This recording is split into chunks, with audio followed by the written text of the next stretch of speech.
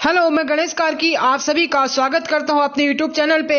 आज बात करते हैं भारतीय संसद का जो महत्वपूर्ण टॉपिक रहेगा राज्यसभा।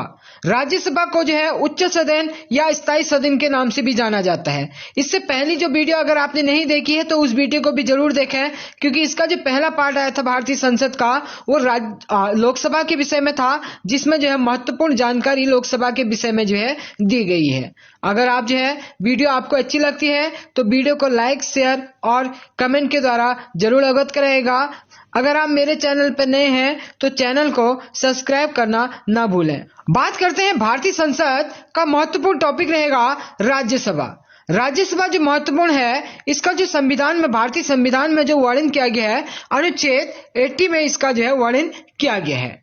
इसके बाद जानते हैं कि भारतीय संसद का जो राज्यसभा है उसे किस किस नाम से जाना जाता है। इसे जाना जाता है सेकंड चैम्बर या दूसरा सदन के नाम से इसे जाना जाता है, और साथ ही इसे बड़ों की सभा भी कहा जाता है और उच्च सदन इसे कहा जाता है, क्योंकि जो है इसमें कुछ विशेषज्ञों की नियुक्ति होती है, जिस कारण इसे क्या कहा जाता है, उच्च सदन कहा जाता है। साथ ही इसे कहा जाता है स्थायी सदन। स्थायी सदन की जो है इसमें ये जो सदन होता है राज्यसभा कभी भी भंग नहीं होती, जिस कारण इसे जो है स्थायी सदन या परमानेंट सदन इसे कहते हैं। इसके बाद राज्यसभा का जो प्रावधान किया गया था भारतीय संविधान में, वो किया गया था 1919 के अधिनियम द्वारा जो है। ठीक है, कब किया गया था? 1919 के अधिनियम के द्वारा, और 1919 के अधिनियम के तहत ही इसे क्या कहा गया? राज्यों की परिषद इसे कहा गया। जबकि स्वतंत्रता के बाद 1954 में इसे क्या कहा गया? 1954 के बाद इसे जो है राज्यसभा कहा जाने लगा। पहले इसे क्या कहा जाता था? राज्यों की परिषद कहा जाता था। यानी 1919 से 1954 तक जो है इसे राज्यों की परिषद कहा गया, जबकि 1954 के बाद इसे राज्यसभा नाम दिया गया। राज्यसभा का जो गठन हुआ था वो हुआ था 3 अप्रैल 1952 को, जबकि राज्यसभा की जो पहली बैठक हुई थी, ये बैठक हुई थी 13 मई 1952 को। इसी दिन जो है संयुक्त बैठक हुई थी लोकसभा और राज्यसभा की 13 मई 1952 को। तो यही जो है पहली बैठक मानी जाती है। बात करते हैं राज्यसभा सदस्यों की संख्या की। तो राज्यसभा सदस्यों की जो अधिकतम संख्या होती है वो होती है 250 है, जिसमें से 238 जो है निर्वाचित होते हैं, जबकि 12 सदस्य जो है माननीय राष्ट्रपति जी द्वारा मनोनीत किए जाते हैं अनुच्छेद 80A के तहत। और ये जो 12 सदस्य माननीय राष्ट्रपति जी द्वारा मनोनीत किए जाते हैं वो किस किस क्षेत्र से होते हैं? वो होते हैं कला, समाज सेवा, विज्ञान, साहित्य के क्षेत्र से वो होते हैं। अब बात करते हैं जो राज्यों से निर्वाचित सदस्य होते हैं 238 सदस्य, इनमें से 229 तो हमारे जो है ये रहते हैं राज्यों से, जबकि जो है 9 सदस्य रहते हैं केंद्र शासित प्रदेशों से। वर्तमान की स्थिति की बात करें जो टोटल है 250 जो टोटल है, लेकिन वर्तमान समय में जो स्थिति है वो है 245 है। राज्यसभा में वर्तमान सदस्य कितने हैं? 245 हैं, जिसमें से 233 सदस्य हमारे राज्यों से आते हैं, जबकि 12 सदस्य जो है माननीय राष्ट्रपति जी द्वारा मनोनीत किए जाते हैं। अब जानते हैं वर्तमान स्थिति जो राज्यसभा की है सदस्यों की। तो वर्तमान सदस्य राज्यसभा में कितने हैं? 245 है, जिसमें से 233 तो हमारे कहां से होते हैं? राज्यों से, जबकि 12 सदस्य जो है माननीय राष्ट्रपति जी द्वारा मनोनीत किए जाते हैं।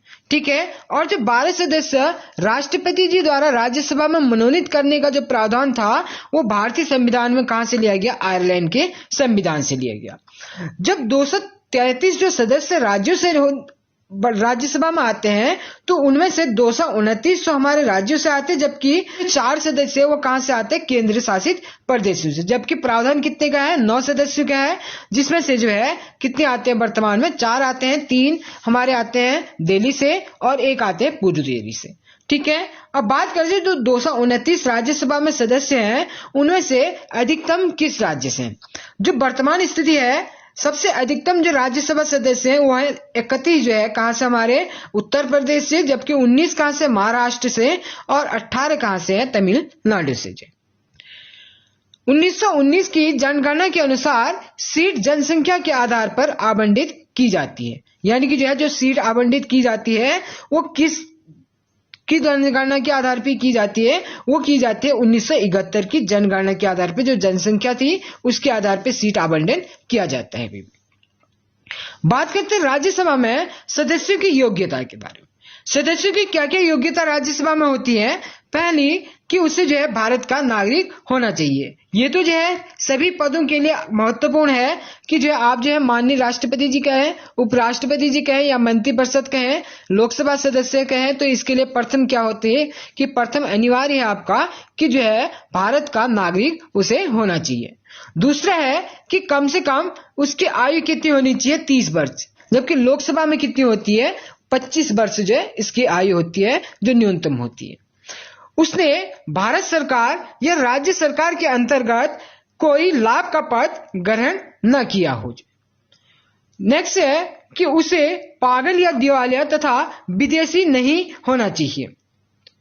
इसका जो है अगला है कि जो है उसे संसद की विधि द्वारा अयोग्य न ठहरा गया, यानी कि उसकी जो है कोई योग्यता या किसी अन्य कारणवश उसे जो है जो विधि है संसद की उसके द्वारा उसे जो है अयोग्य न ठहराया गया हो, तो वही जो क्या होगा कि राज्यसभा का सदस्य बनने के लिए योग्य होगा।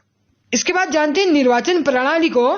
तो राज्यसभा में राज्यों और संघ राज्य क्षेत्रों के प्रतिनिधियों का निर्वाचन अप्रत्यक्ष निर्वाचन पद्धति द्वारा किया जाता है। अप्रत्यक्ष निर्वाचन पद्धति क्या होती है? इसका जो है एक एक वर्ड जो है विस्तार से मेरे द्वारा जो है भारत का जो राष्ट्रपति पढ़ाया था मैंने, तो उसमें इसका पूर्णतः विस्तार किया गया। अगर आपने वीडियो नहीं देखी है तो आप वीडियो को जरूर देखें, काफी हेल्प आपको उससे मिलेगी इसमें। उसके बाद प्रत्येक राज्य तथा संघ राज्य क्षेत्रों के प्रतिनिधियों का निर्वाचन उस राज्य की विधानसभा के निर्वाचित सदस्यों तथा उस संघ राज्य क्षेत्र के निर्वाचक मंडल के सदस्यों द्वारा आनुपातिक प्रतिनिधित्व प्रणाली के अनुसार किया जाता है। इसके बाद अब जानते हैं राज्यसभा के सदस्यों का कार्यकाल। काफी महत्वपूर्ण है कि राज्यसभा एक क्या है, जैसे कि आपको बताया था इससे पहले कि राज्यसभा एक क्या है, पहले तो स्थायी सदन है जो कभी भंग नहीं होता है, तथा भी प्रत्येक 2 वर्ष बाद राज्यसभा के 1/3 सदस्य सेवानिवृत्त हो जाते हैं और इनका जो पूर्ण कार्यकाल होता है वो कितना होता है? राज्यसभा सदस्यों का 6 वर्ष होता है। काफी बार ये क्वेश्चन पूछा जाता है कि राज्यसभा सदस्यों का कार्यकाल कितना होता है, तो 6 वर्ष होता है, जबकि जो है प्रत्येक 2 वर्ष बाद जो राज्यसभा के कितने सदस्य सेवानिवृत्त हो जाते हैं, तो वो कितने होते हैं? 2/3 सदस्य। दोनों पॉइंट ही काफी महत्वपूर्ण, काफी बार क्वेश्चन में जो एग्जाम होते हैं उसमें जो है देखा गया है इनको। इसके बाद नेक्स्ट पॉइंट है कि किसी सदन के कार्यकाल समाप्ति पर सेवानिवृत्त को छोड़कर अन्यथा उत्पन्न हुई रिक्तियों को भरने के लिए उपचुनाव कराने की व्यवस्था भी इसमें क्या की गई? राज्यसभा में की गई है। यानी कि जो है जो आपको जो है 1/3 सदस्य जो है जो आपके जो है प्रत्येक 2 वर्ष बाद जो सेवानिवृत्त होते हैं, तो उसमें क्या है कि उसमें उपचुनाव कराने की व्यवस्था की गई है। इसके साथ ही एक काफी महत्वपूर्ण नोट है कि राज्यसभा का पदेन अध्यक्ष कौन होता है? राज्यसभा का पदेन अध्यक्ष कौन होता है? भारत का उपराष्ट्रपति होता है, जिसे क्या कहा जाता है? सभापति कहा जाता है। काफी महत्वपूर्ण है ये भी कि राज्यसभा के पदेन अध्यक्ष को क्या कहा जाता है? सभापति कहा जाता है, जो कौन होता है? भारत का उपराष्ट्रपति होता है। और राज्यसभा सभापति ही राज्यसभा की बैठकों की क्या करता है? अध्यक्षता करता है। और राज्यसभा अपने सदस्यों में से एक उपसभापति का चयन भी करती है। यानी कि जो राज्यसभा सदस्य होते हैं वो अपने में ही जो है क्या करते हैं? जो उपराष्ट्रपति है वो तो राज्यसभा जो है सभापति हो गई है, जबकि उपसभापति का चयन जो है राज्यसभा सदस्य अपने में से ही एक का करते हैं। इसके अतिरिक्त जो है उपसभाध्यक्षों का एक पैनल भी होता है, जो सभापति या उपसभापति की अनुपस्थिति में क्या करता है? जो उपसभाध्यक्षों का पैनल होता है वो क्या करता है कि उसमें से एक सदस्य जो है राज्यसभा की जो कार्रवाई होती है उसका सभापतित्व वो करता है उसमें भी, यानी कि जो सभापति और उपसभापति की अनुपस्थिति में कार्य करेगा। इसके साथ ही राज्यसभा सदस्यों को शपथ कौन दिलाता है? राज्यसभा सदस्यों को शपथ दिलाते हैं हमारे सभापति। ठीक है, यानी कि उपराष्ट्रपति जो राज्यसभा सभापति होते हैं वो जो है क्या करते हैं, राज्यसभा सदस्य को अपना जो है वहां पे शपथ दिलाते हैं और साथ ही जो है त्याग पत्र, अगर राज्यसभा सदस्य कोई भी अपना त्याग पत्र देना चाहेगा तो वो भी किसे देगा, वो भी राज्यसभा सभापति को ही वहां पे अपना त्याग पत्र देंगे जो है। इसके बाद बात करें राज्यसभा की शक्तियों की। जो राज्यसभा के पास क्या क्या शक्ति है, राज्यसभा धन विधेयक पर संशोधन नहीं कर सकती है, जबकि अधिकतम 14 दिन तक जो है उसे अपने पास क्या कर सकती है, रोक सकती है। यह पावर इसके पास क्या है, राज्यसभा के पास उपलब्ध है। दूसरा, उपराष्ट्रपति को हटाने के लिए प्रस्ताव पहले कहां पे लाया जाएगा, राज्यसभा में ही लाया जाएगा। क्यों लाया जाएगा, क्योंकि वहां पे क्या है कि राज्यसभा सभापति ही कौन है, उपराष्ट्रपति है।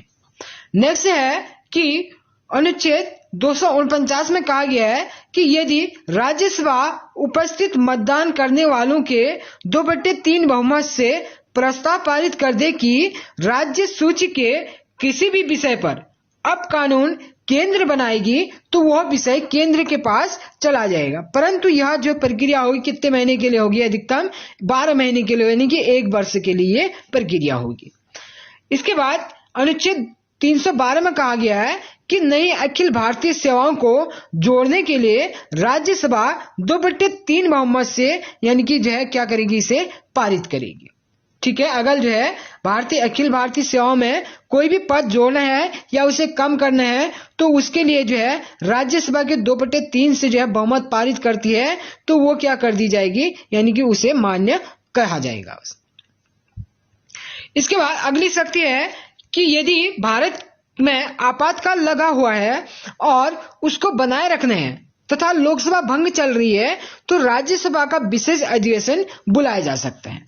जैसे कि जो है ये जो प्रक्रिया हुई थी कि अगर जो है आपको जो है कहीं पे जो देश में जो है कहीं भी या किसी राज्य में या देश में आपातकाल की स्थिति चल रही है, अगर उसे जो है और आवश्यकता है उसे आगे बढ़ाने की, तो क्या हो सकता है, अगर उस समय पे जो है संसद का एक सदन यानी कि लोकसभा भंग चल रहा है, तो उस समय पे राज्यसभा का विशेष अधिवेशन बुला के उसे आगे बढ़ाया जा सकता है।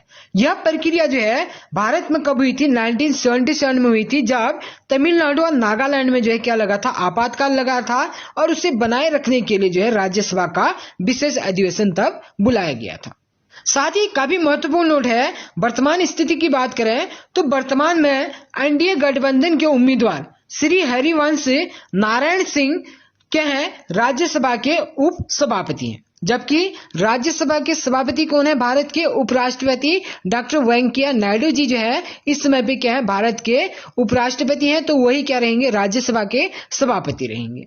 जबकि जो है राज्यसभा के उपसभापति कौन है, श्री हरिवंश नारायण सिंह जी हैं, जिन्होंने जो है 9 अगस्त 2018 को जो है शपथ ली थी जो है। जबकि इनके विपक्ष की बात करें कि इनके विपक्ष में कौन लड़ा था उस समय पे, तो वो लड़े थे बीके हरिप्रसाद जी। तो ये था आज का जो है महत्वपूर्ण टॉपिक, भारत का राज्यसभा। इसके बाद अगली टॉपिक जो आएगा वो आएगा भारतीय संसद के विशेष पदाधिकारी और कुछ महत्वपूर्ण फैक्टों के साथ। धन्यवाद।